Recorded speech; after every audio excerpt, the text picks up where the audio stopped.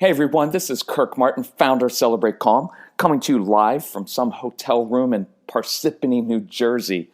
So forgive me if there's all kinds of weird sounds around, but I wanted to send out what I think is going to be a really, really helpful podcast based on something I did yesterday in New Jersey.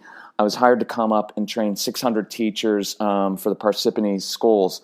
And I'd had my presentation already ready because I've done kind of a standard presentation. It's based on that Brain Boosters. Some of you have heard of Brain Boosters or ADHD University program.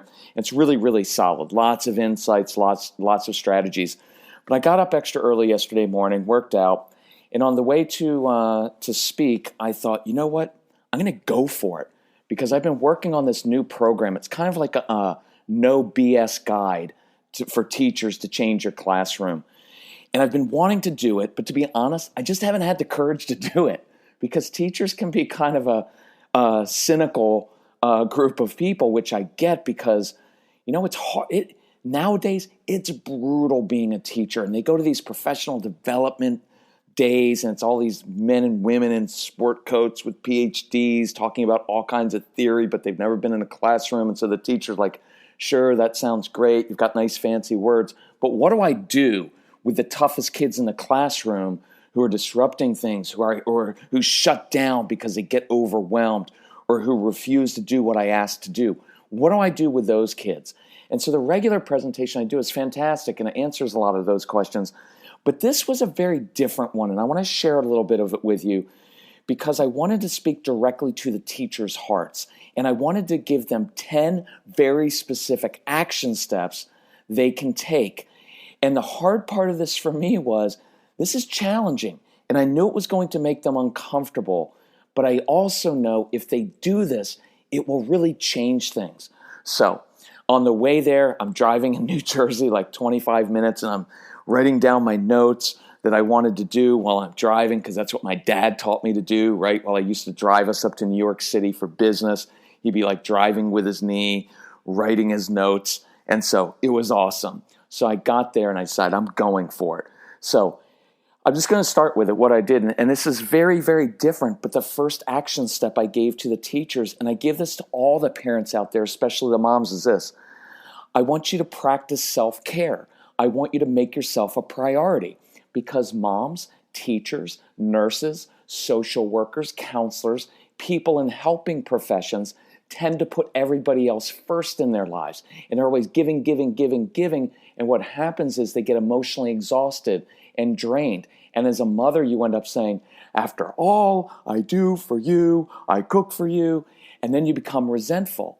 And if you don't take care of yourself, then you're not going to be able to handle kids when your kids aren't at their best, right? When kids have emotional meltdowns, it will immediately trigger an emotional meltdown for you because you're physically, emotionally, and spiritually drained. So one of the most important things you can do as a parent, as a teacher, as any professional, is to practice self-care. And this is not a selfish thing. It's very selfless because what happens is, look, I'm doing this podcast. I got up this morning. I've got a 4.5 hour drive down to Northern Virginia. I'm training more teachers this afternoon, then a 5-hour drive home tonight because I want to get home. I won't get home till about midnight. So I got up and I'm not, whatever. But I got up and I got my workout in because that gives me energy later. And when I get down to Northern Virginia this afternoon, you know what I'm going to do? I'm going to get to that school or somewhere close to it. And I'm going to lay that back in my car and I'm going to take a little nap because I know that if I don't take care of myself, I'm just a jerk in life. So moms and teachers, I'll give you this one. I told the teachers, when you get home tonight, you're going to be exhausted. You're tired because you're dealing with kids all day. And you're going to get home and your kids are going to be like, Mom, I'm hungry. I'm tired. And I told these teachers, I want you to sit sometimes. Go home and sit. Don't run around all night. Just sit on the living room sofa.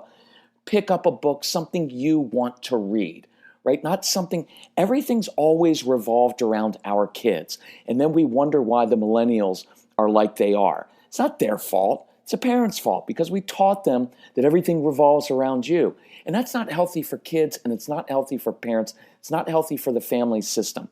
So I told these teachers, when you get home, once in a while, I want you to sit and read something. When the kids come in, Mom, I'm hungry. I want a snack. Feed me. Look at the child and say, you've got 2 legs and 2 feet. You can go to the kitchen, get yourself a snack. And when you're there, I'd like a snack and a glass of iced tea with a little bit of whiskey. Kidding. But you start to do that and watch what you're demonstrating. You're demonstrating that your time is important and that your needs are important. And this is demonstrating self-respect. Because a lot of times your kids don't respect you because you don't respect yourself. And they don't respect your time because you don't respect your time, because you're always running around doing everything for everybody else. And that is not selfless, and it is not giving.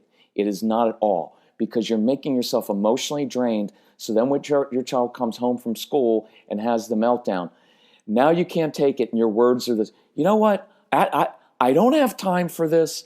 I need you guys to behave.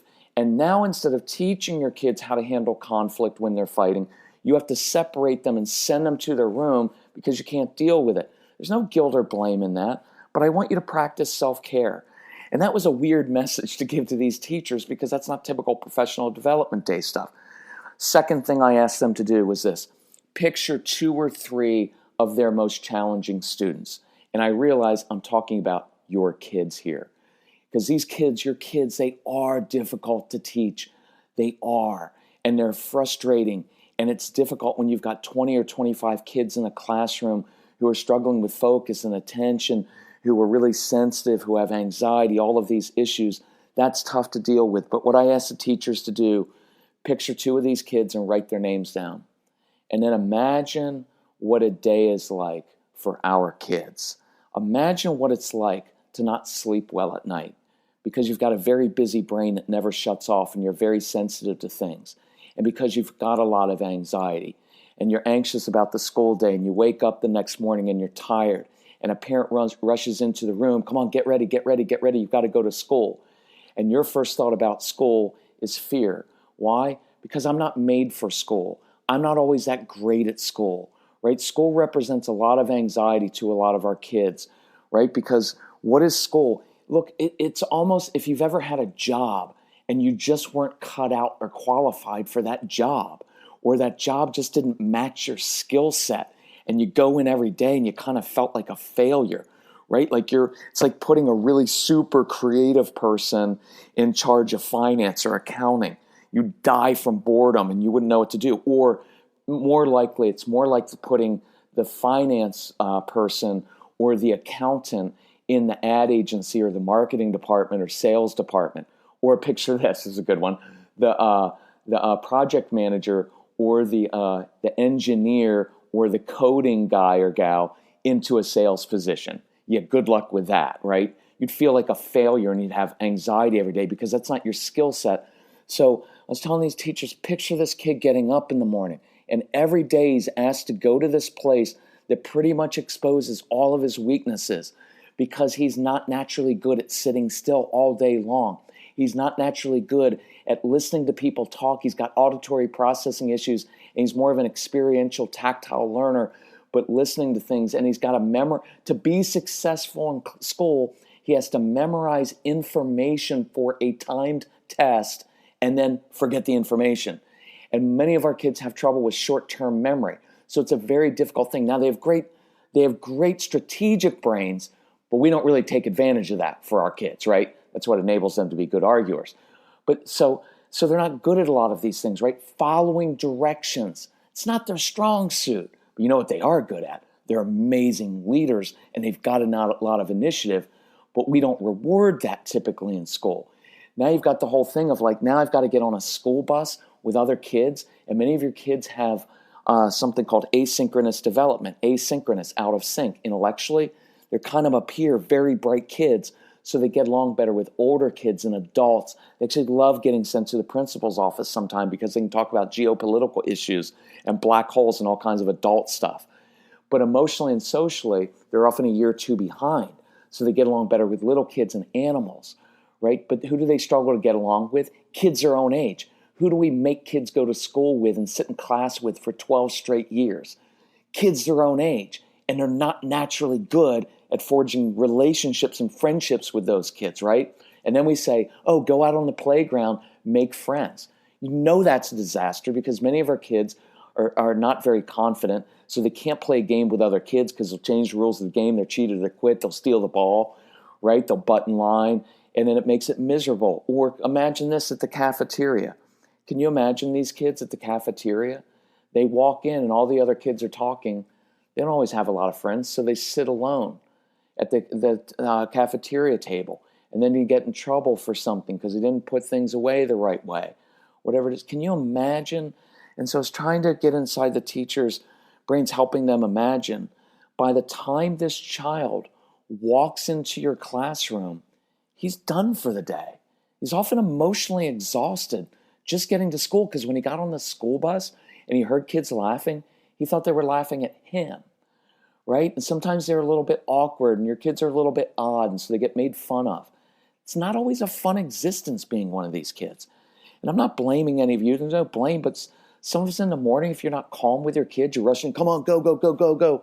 And everything's a rush, and you're yelling at your kids, right, because they don't eat. You know why some of your kids don't eat right? Because they have so much anxiety. Their stomachs are upset all the time, which is why they're seeking simple carbs, and they just want to eat the same thing all the time because their stomachs are upset, or they have gut issues of some kind. And so they're picky eaters. They're sensitive about their clothes. And then most of your kids in the wintertime don't want to wear a jacket or long pants. They'd rather wear shorts when it's 28 degrees out. And then you're going to get in a fight with them. So the whole morning's miserable. They show up in the classroom. Class, are you ready to learn? No. Because they're still thinking about everything that their mom or dad may have yelled at them on the way to school, right? And so I was trying to get inside the teachers' brains, help them get inside actually our kids' brains and know. No child wakes up every morning and says, let me think of all the ways I can be difficult and get in trouble today. I hope other people don't like me today. But that's what it feels like. Throw this one in. Imagine they've got the perfect brother or sister, or the good child who does everything well and they feel teamed up on. So you show up at school, you're not exactly ready to learn, and then school's hard, and all those different things add up.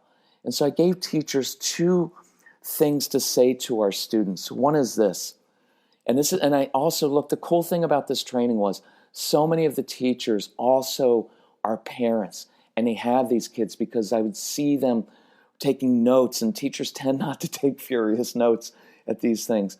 And they came up to me afterwards and they said, you just described my child.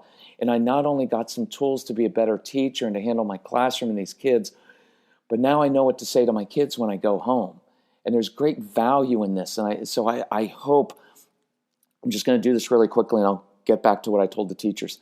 Email my son, Casey, because I'm traveling this week and I want you to reach out to him. It's Casey, Casey, at celebratecalm.com.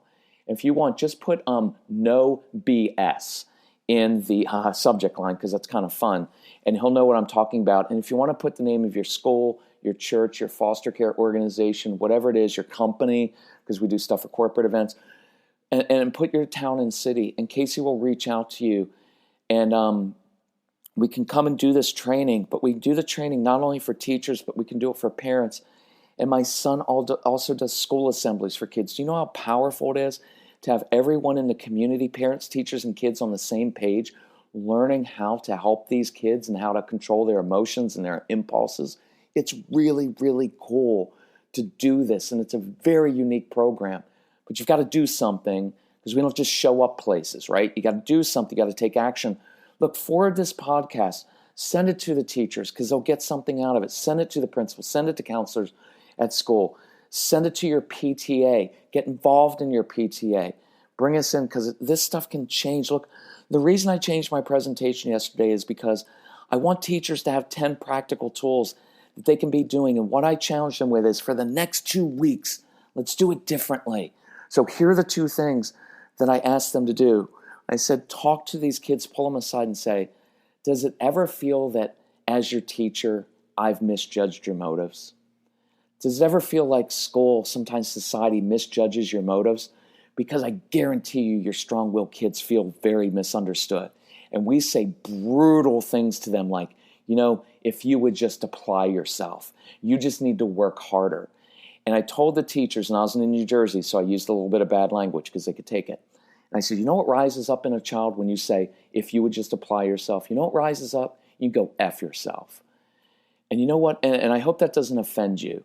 But I want people to understand in a visceral way what it feels like to have people come along and say things like, if you would just try a little bit harder. You know what that feels like inside? That's why I said it. Go F yourself. I'm not going to work for you. I'm not going to try harder for you.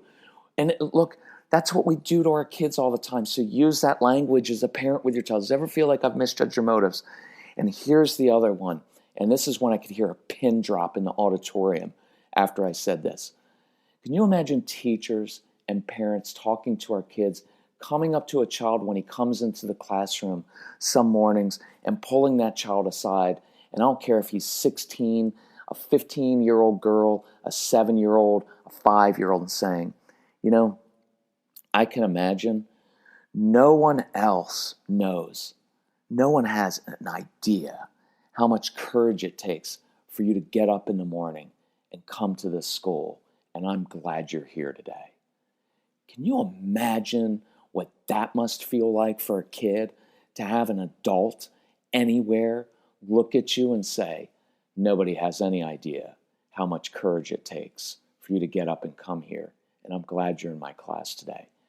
You start saying that to kids, I guarantee that kid's going to work his butt off for you over time because now he feels understood.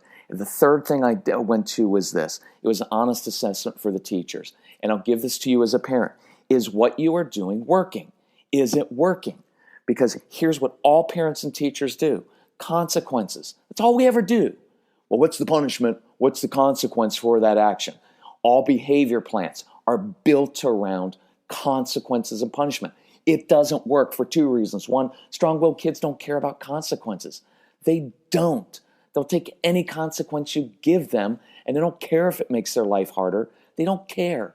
And the second reason is consequences are very limiting.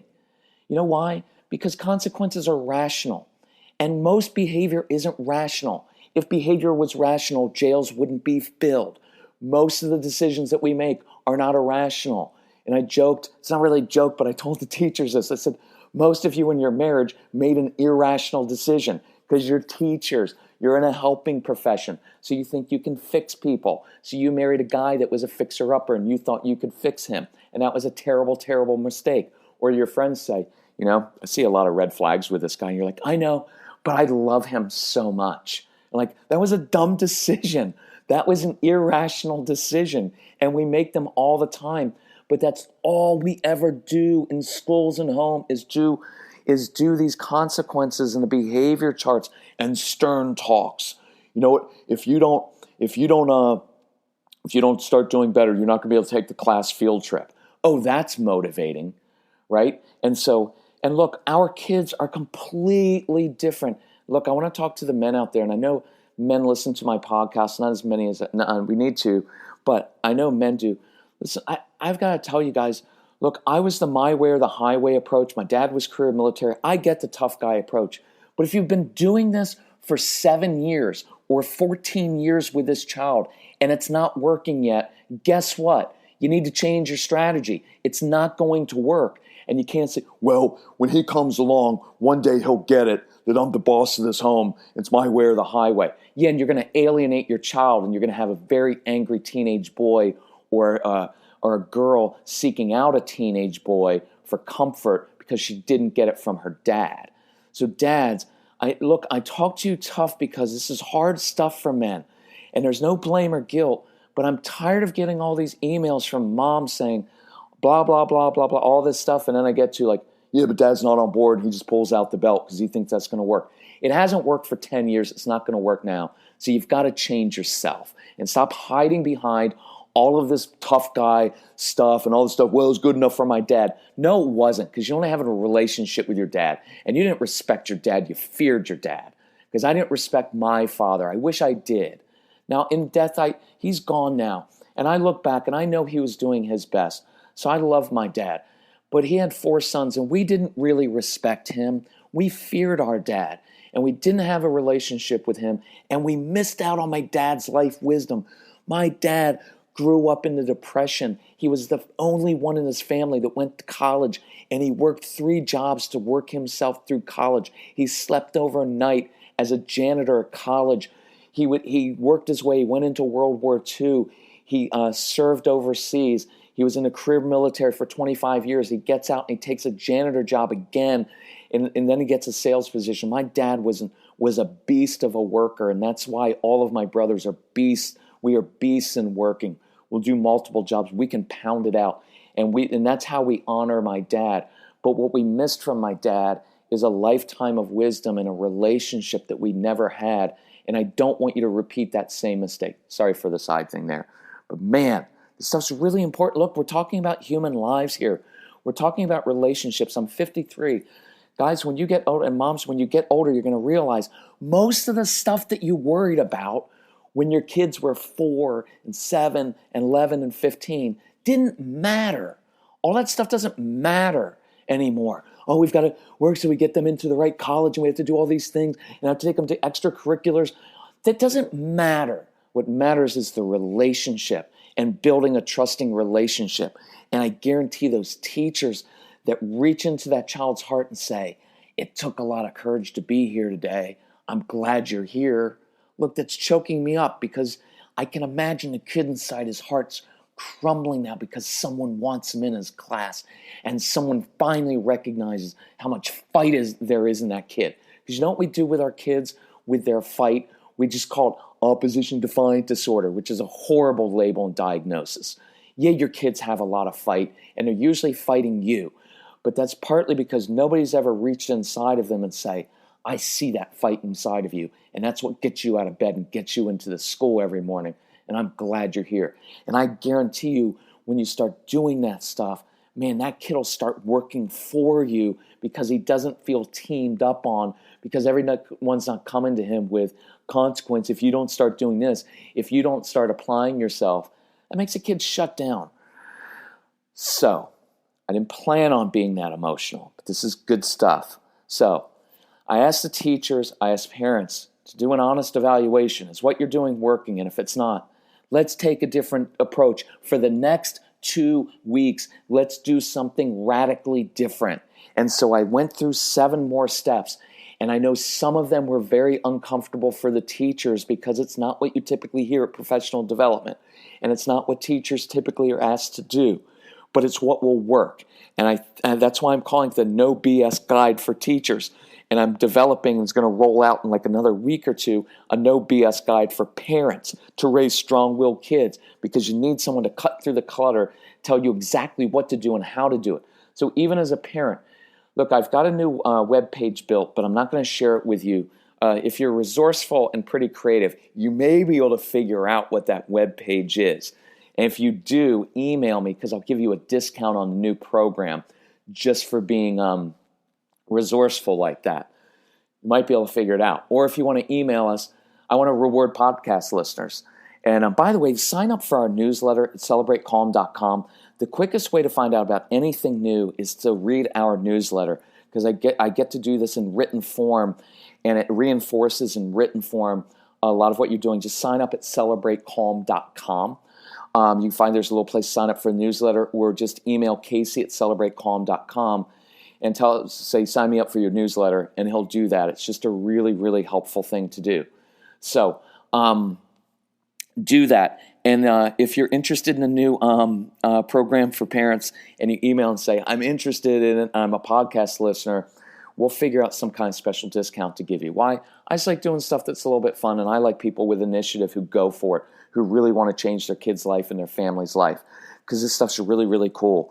So bring us into your town, bring us into your school, help us train your teachers. I've got to run now because I've got to get ready, drive 4.5 hours. I'm going to train teachers. And I just decided this morning while I was at the gym, I'm going to do this program. I've got to talk to the principal first, but I'm going to do this program today at this school because I believe it has the power to focus teachers for 2 straight weeks to do something radically different and get these kids turned around so we can close the school year out on a very positive note. So we've got a little bit of time coming up, I think in April. We've got some dates in Chicago and different places in May all across the country. And then back to school time is a fantastic time for us to do this training, because we can start the next school year with all the teachers in your entire district, in your parish. whatever it is, all the schools can go together. We can do an individual school. It doesn't matter to me. We can start the new school year, end the school year on a positive note, turning this around for our kids. Thank you for what you do. For all the teachers listening, thank you for what you're doing. And parents, thank you for being willing to change. Let us know how we can help you. CelebrateCalm.com. Email Casey at CelebrateCalm.com. Our phone number is 888-506-1871. Thanks so much. Bye-bye.